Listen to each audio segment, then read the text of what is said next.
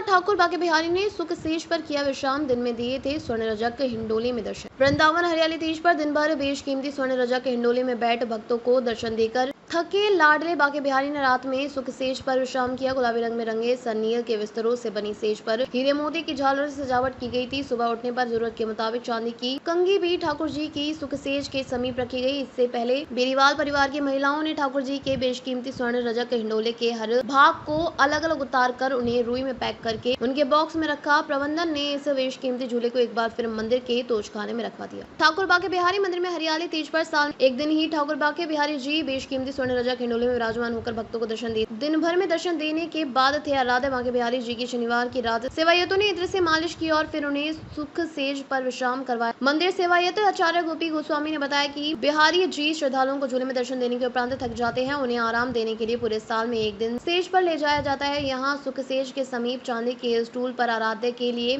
पान का बीड़ा, रजक कलश में पानी, रजक कंघी, आदमकद रजक आईना एवं लड्डू रखे गए हैं ताकि ठाकुर जी को रात को भूख लगे तो लड्डू का भोग लगा सके। हरियाली तीज पर रविवार सुबह बाके बिहारी ने बेशकीमती स्वर्ण रजक हिंडोला पर विराजमान होकर भक्तों को दर्शन दिए तो हर कोई निहाल हो उठा। माहौल भक्तिमय हो गया। स्वर्ण रजक हिंडोला में विराजित ठाकुर बाके बिहारी की एक झलक पाने को मंदिर में भोर से ही भक्तों का जमावड़ा शुरू हो गया। श्रद्धालुओं की सहूलियत के लिए सेवायतों ने तय समय 7:45 बजाय सुबह 6:30 बजे मंदिर के पट खोले तो स्वर्ण रजक हिंडोलों में आराध्य की छवि निहारते ही श्रद्धालु सुध-बुध खो बैठे। अद्वितीय अदम्य और दिव्य हिंडोला में हर परिधान में स्वर्ण श्रृंगार कर ठाकुर बाके बिहारी ने हरे रंग की दिव्य पोशाक धारण कर महाराज की मुद्रा में भक्तों का दर्शन दिए तो मंदिर परिसर जयकारों से गूंज उठा।